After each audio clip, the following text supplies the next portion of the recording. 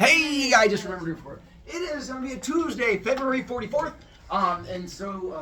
Those of you kids who are at home, honor society letters go out during 7th period today. If you're not here, then we'll give it to you later. And grammar review tomorrow, BroviCast, Camp Tecumseh stuff. Make sure you get it turned in, bring it to me, you're good to go. Still ignoring you, kid. And back to our mythology stories as we get a chance to go through, filling in left side, and we're going to go on to the right side from there. Look at that. It's the same two kids with their hands up. What a fun game this is. Back to here. What was the first thing to exist in Greek mythology? Chaos. What does chaos split to form? Well, that's what he looks like, which I agree. Works for me. Dia Gaia, Mother Earth. Ooh, what shape was Mother Earth? She does not become round and full figured until much later. She's flat. And then Uranus, he doesn't have a shape, he's the sky. That's actually a lie. We're going to find out there is a shape to the sky. It just doesn't come in until Thursday's story. And then I'm going to explain to you the shape of the sky, and it's going to be all confusing then. Then we start creating, and all of you with questions, you're just going to have to wait. I'm going to ignore you until we get to our stopping point, so you can just write it down on your arm with like a chisel or something. We have our first set of children. Who are the first kids born? Wow, you guys all went for the hard pronunciation. I was going to go 100-handed or 50-headed. How many were there? Three. What gender were they? Male. How many brains did they have? 0. Nicely done. So many heads and no brains. And then, so when it comes to the picture drawing on your piece of paper, I don't need detail with your picture. That is more to help you know the difference in size. So you can just do a stick figure and you don't have to draw 50 heads. If you want to draw 50 heads, you can. Look at mine. Did I draw 50 heads? No. Because I figure some of the heads are behind other heads. But I have kids who enjoy drawing all 50 heads, and they're just like an American flag. They're just like, more power to you. Just like if you do Cyclops, you can do a stick figure with one eye in the middle. This is more just you knowing the different sizes and stuff like that. Good chiseling. Then, what happens to our big ugly monsters? Why? And what do we call that pit? Nice done. That's where Tartarus comes in, and now they're gone. And then we get to second set of kids are called? Sure. How many of them are there? 3. What gender are they? Male. How many brains do they have? 0. Same theme. How many total eyeballs? 3. 1. Yeah, I said total eyeballs. 3. Don't you try to sass me. And then that. And what special ability do they have? There you go. And what poor choice do they make? So what happens to them? Did you say yeeted? And so this is where the Tartarus comes in with their yeetage. Then we get to the final set of kids, Titans. How many are there? How many brains do they have? 6. Nicely done. And this is where we introduce females for the first time. And then, or other than that, size-wise, they're the smallest ones so far, but still bigger than people. Which one's bigger, a Titan or an Olympian? Yeah, they're the same size. Olympian is just a Titan who gets to sit on a throne, you special children. And let's see, we got to there, and then, they want to be able to hang out with mommy and daddy. So where do they build their house? Top of the mountain. What do they call it? That's the Mount Olympus comes in there on top of that one. Then mama says that she wants to have grandbabies. So who do the boys have to marry?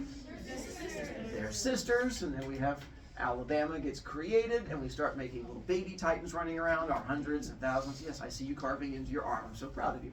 Let me know when your arm falls off. What do we use the scythe for? Kill Dad. To kill Daddy. Why do we want to kill Daddy? So this is where she comes up with the problem solving of that she can't do it herself, so she hires an assassin. Who steps in as the assassin? That's where Cronus steps in. When does he attack? Sun sets, which is their nighttime, and that's when he pops up and he goes attack and choppy choppy, chasey chasey, stabby stabby. Every time he goes choppy choppy, what happens? So, to give a quick explanation on that, the chopping does not create a creature. So when he chops, it is literally just a chunk of Uranus that falls. And it's when Uranus chunk, his Mother Earth chunk, that's what forms. It's sort of their version of the creepy wiggle fingers, but it's just taking off like his liver and throwing it. For some reason that works too. It's like gods are weird. Then we get all the way to the edge of the earth, and then we get to the present that Uranus gives Cronus. A curse, which says, all your descendants will overthrow. and what about their descendants? As long as one of his bloodline is on the throne, they are going to be eventually overthrown. Did we get to him releasing the big ugly monsters? Yeah. He does not. And that's where we're going to pick back up here in a moment. Hi, did you finish carving your arm, Josh? Yeah. What's up? So, since Uranus just jumped off the Earth. You worried about what happened to the sky? Yeah. So what happens with the sky? One, good question. Two, we're going to have to take whatever you consider logic and things that make sense, put them into your hands and go, yeah! Because we're going to have a whole lot of stuff that does not make sense. Step one is killing the sky. Step two is, when sky is dead, what's still there? And the answer is Stepdaddy Sky. We all love Stepdaddy Sky. He takes us out for ice cream and buys us lots of presents. And so we now have, I don't know, it's weird. They kill the sky and new sky appears. But if you think that's weird, wait till the story's coming up. It gets even worse. That's just the beginning of not making sense. Jude? So, like, when the little kids run around with, like, the weapons they made, does the Oath notice? Like, does she... With the get weapons they involved? made. Yeah, like... Oh, you mean like the... Run around and hit each other. Correct. Does she notice? Well, yeah, she loves them. She loves stabby babies. Also, I made Cyclops. Nicely done. Just because something's stabby doesn't mean we don't... Elena! Oh, really? I know, I'm shocked also. I was trying to be nice. It's a new thing I'm doing. And learned a lesson.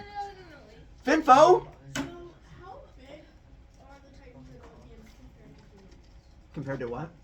humans? Humans? We haven't, humans don't exist yet, so you don't know. They're going to get created in just a few minutes. You're the same size as me because I'm 6'7". Good job, Henry. You also carved into your arm. Nicely done.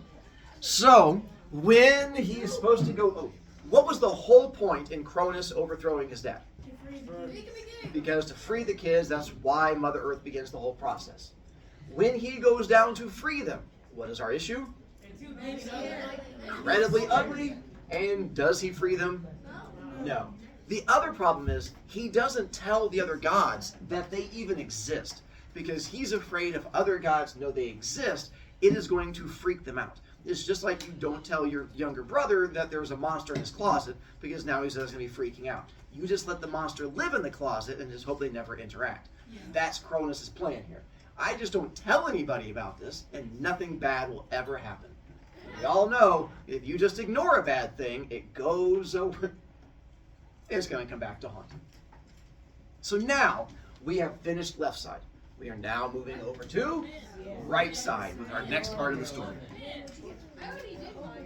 So at this point, Cronus is now king of all the gods. Surprisingly, all of the other gods just accept it. Even though he just brutally slaughtered their father and chased him off the edge of the world, all the other gods go, okay, and they accept him as the new leader.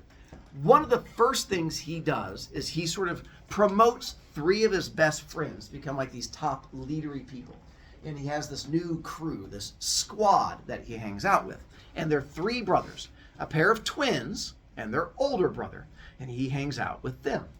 The first one is a guy by the name of Prometheus, who is Cronus' BFF. And so they hang out all the time. Part of why he loves Prometheus is super smart. He will be the smartest Titan god to ever exist. What makes him smart is that he can see the future. It's easy to be smart when you can tell what's going to happen. And that's what Prometheus does. He can just sort of rub his temples and go, Henry has a question. He's not going to get called on. I can see the future. And so that is sort of how he looks into the future. Now, Prometheus has a twin brother. See, Prometheus' future came true. Named Epimetheus, who's his twin. And he also has a superpower. It's just not a very good superpower. And his superpower is... Looking into the past. So, technically, with him being super dumb, The word P-R-O means forward or ahead, and M-E-T-H means thinking. So forward thinking. E-P-I meant backwards. Epimetheus, it wasn't that he was dumb, it's that he could not see the future, and that's what made him dumb. The problem comes in when I have kids go, but I can't see the future. Does that make me dumb? Yes. And the answer is no. You guys are dumb for so many other reasons. Because, one, you can see the future. You just don't realize you can see the future. And there's a really easy experiment you can do to prove to you how you can see the future. Here's how the experiment works. And I'll explain to you how it works for Epimetheus. When you go home today and you go to wherever you live, find this place called a kitchen. Go into kitchen and you're going to see this thing called a stove. Walk up to stove and it has a bunch of pretty dials on there. Pick any dial you want and just go yink and twist it. You'll know that you're a winner when the little red light appears on the stove. And it looks like a big red circle. That's the winner's light. What you want to do is take your hand and slap it down on that big red light and count to about 3 and then pull your hand off. It may take some work and you may have to to get the hand off. Now here's where your ability to see the future comes in. Take your left hand and you're going to slap it down on that same circle. For some of you, before your hand hits the circle, you're going to start going, that's you seeing the future because you know what's going to happen. Some of you are so good at seeing the future, you won't even put your right hand on there. You'll go, that's you seeing the future again. Some of you are so good at seeing the future, right now you're going, what kind of an idiot? That's seeing the future. That. If Epimetheus were to play this game, he would go, rank, woo, ah, God, woo, ah, what, woo, and just over and over again because there's no connection between the two. So you guys, again, you can see the future. You're just dumb in other ways. I said dumb and Jude raised her hand. What's up? So if he can see the past, why wouldn't he look, like, if he put it on, why wouldn't he can just look back? But how do you know what's going to happen again? That's seeing the future. It might be a completely different thing. Russell! Wait. Have fun tonight. Our third brother is going to be this guy by the name of Atlas. Atlas also has superpower. Not super smart, not super dumb, nor is he super mid, which I had kids yell, super mid! It's not really a superpower. He was strong. He was sort of the Incredible Hulk, would run around yelling Atlas smash and just crushing things all around him. And the three of them hung out a lot. Elena, you got 3 seconds. I apologize again. I have now officially learned my lesson. Russell, you have 3 seconds. If it can only see into the past, wouldn't that just be a thing called remembering stuff? You would think so. I don't know. You should write him a letter, see what he says. So at this point, Cronus is hanging out with his 3 friends, looking into the past and slapping big red discs on top of ovens. Things are going well. Except it turns out Cronus has a bit of an anger issue, and which was fine when he was not king of the gods, and he would get mad and he would lash out and hit people. But as leader and king, you can't really go around hitting people when you get mad. It sort of ruins the whole leadership thing. So Prometheus comes up and goes, hey, buddy, you know how you keep getting mad and lashing out and punching people? And Cronus is like, yeah, what about it? He's like, well, you have to stop doing that. And Cronus goes, well, that's how I work through my emotions. How am I supposed to do this? So Prometheus comes up with an idea. He goes, how about instead of you being angry and running around and attacking other gods, why don't we create like a race of really tiny gods? And that way when you get mad, you can just go down and squish like these little gods instead. And Cronus is like, that's a good idea. So you're going to create like little versions of gods I can crush. And he goes, yes. Cronus goes, well, how are you going to make sure that they squish really well to like really get my emotions out? He goes, I'm going to use 2 ingredients, dirt and water.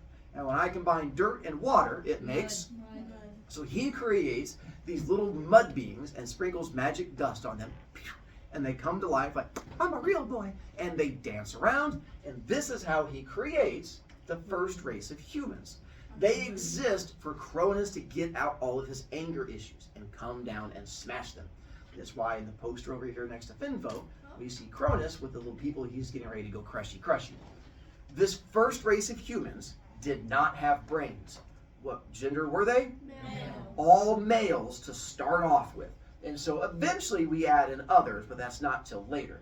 If your question is how did we make more of them, Prometheus would have to go and squish out more. This was part of his job. After Cronus would come down to Earth and go squishy, squishy, squishy, Prometheus would go squish, squish, squish, and throw them down to Earth. During this time period, humans pretty much had it going for them. It was always summer. Winter time had not been invented yet, so it was like permanently summer break.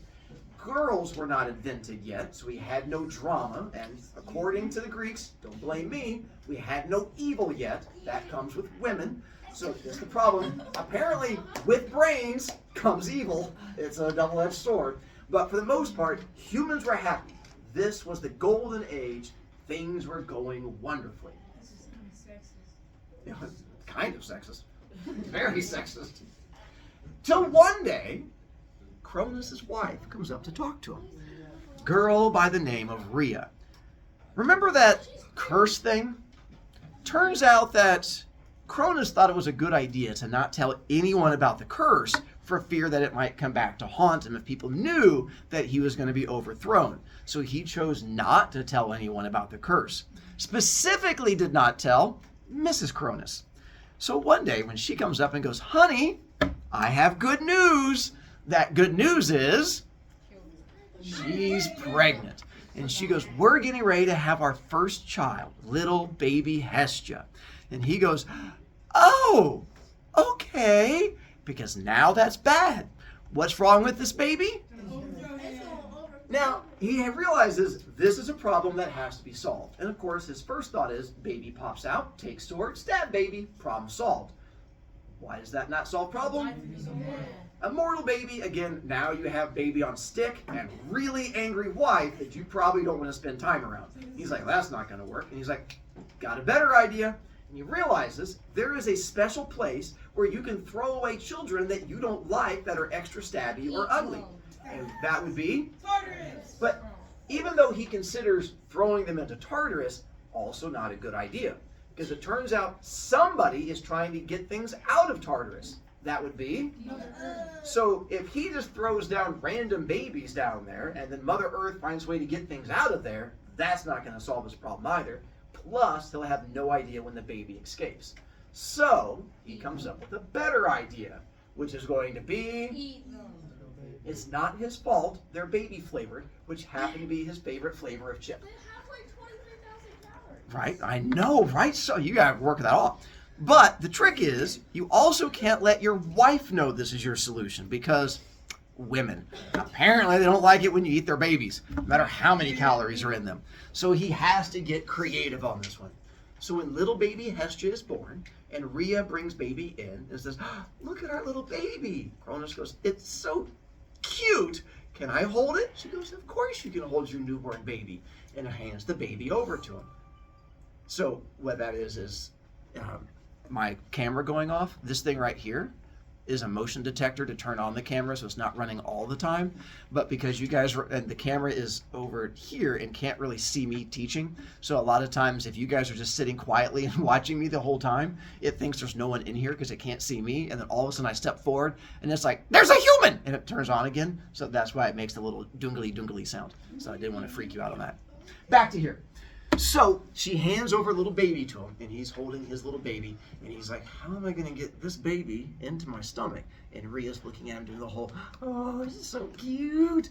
And he has an idea. And he goes, it is cute. I mean, she is cute. How silly of me. And then gives the baby like a little sniff. If you've never smelled a new fresh baby, they have that new baby smell like a car. He's like, ooh, new baby smell. He's like, smells so good.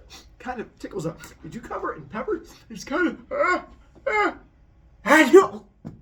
it's in my throat. Swallows baby. Rhea freaks out and goes, the baby is in your, what? He's like, I was choking and you didn't know the Heimlich maneuver and I didn't want to die. It'll never happen again. Definitely not 5 more times. What? Which is what ends up happening. She eventually gives birth to little baby Hera. This time, when the baby comes out, Rhea is a little suspicious when she brings the baby in. And she's like, here's our new baby. And he's like, can I? She's like, do not sniff this baby. He's like, fine, no baby snorting. And she hands over the baby to him. And she's like, give him like the eagle eye watch the entire time. And he's like, I've got the baby. And he's like, do not put it near your nose. And he's like, no baby near my nose. He's like, how am I going to get this baby in my tummy? Comes up with another idea.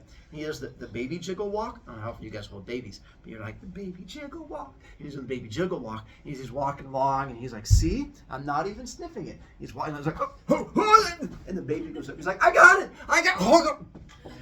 Go. And swallow. Rhea's like, did you just, and the baby. Well, by the time we end up getting to baby number 5, she realizes this is probably not an accident that babies keep getting eaten. So by the time we get to baby number 6, she realizes something's probably up. 1's an accident, 2, 3. Baby number 6 is about to be born. Baby number 6 is going to be named Zeus. This is where Zeus comes in.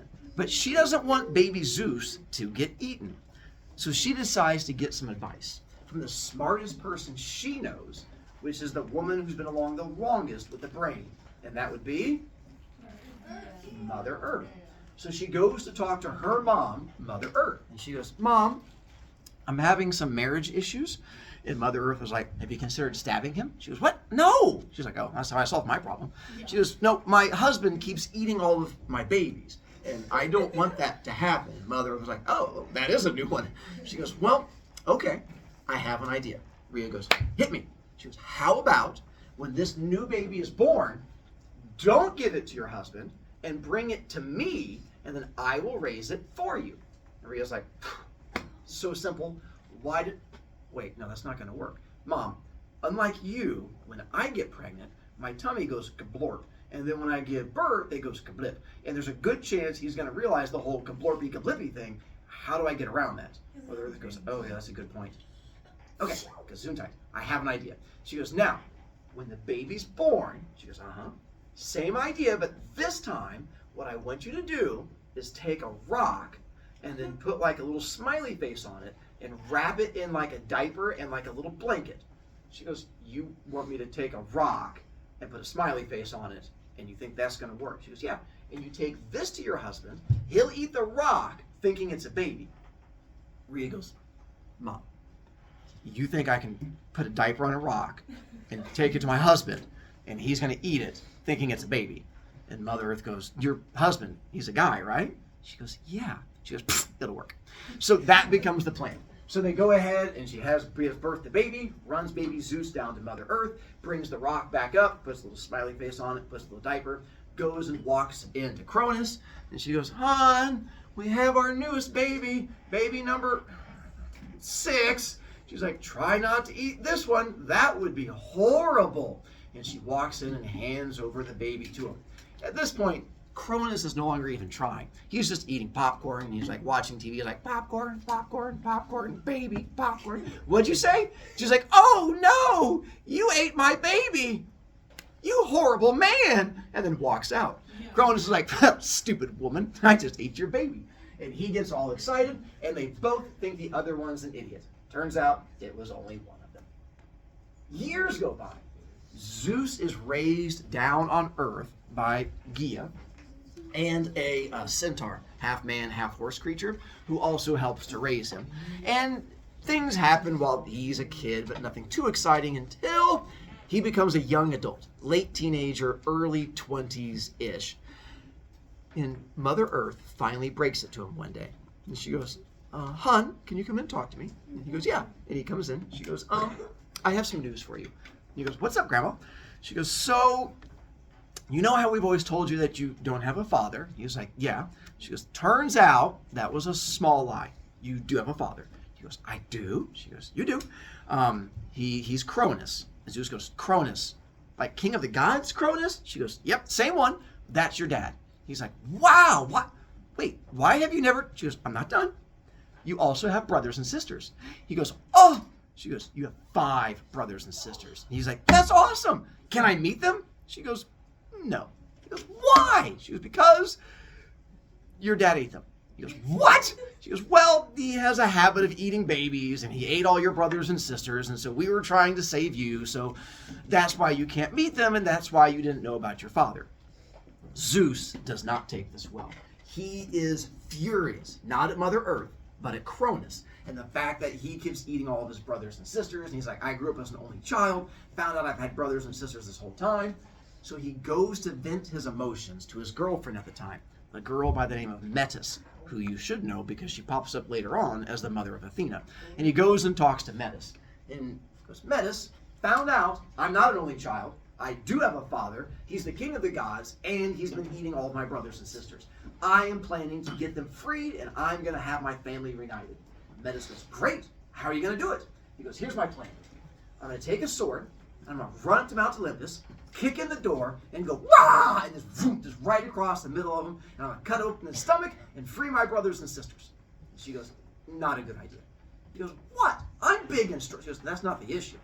He goes, what's up? She goes, think about it, honey. Where are your brothers and sisters? He's like, in my dad's stomach. She goes, good. Where are you going to cut him? He goes, across the stomach. She goes, good. What's the problem with that? Exactly. She's like, yeah. Well, now, will that kill your brothers and sisters? No. But you don't want to meet your brother for the first time. You'd be like, hi, I'm Zeus. And he's like, I'd shake your hand, but my arms fell. And so it kind of becomes that awkward first meeting. So he's like, you don't want to cut them open because if you cut them, that's not going to work well. He's like, fine.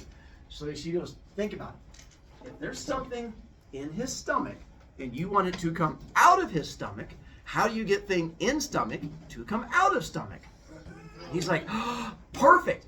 Same idea. He's like, now, I'm going to run up to Mount Olympus, kick in the door, run up to my dad, and just start punching him in the stomach as hard as I can. And if I punch, and she's like, oh my God, what is wrong with you? And she's like, no, there's a much simpler solution to all of this. She goes, what you're going to want to do is take a pukey potion with you. And you go up to Mount Olympus, and you get him to drink pukey potion. Then he throws up your brothers and sisters. And he's like, oh, that's a much better idea. You're so much smarter than me. She goes, well, I have a brain. He goes, what's that? She goes, don't worry about it. And so that's where we stop for today. Tomorrow we find out what happened. No, Thursday we find out what happens when you poison your dad. This is not a how-to. In case, legally binding.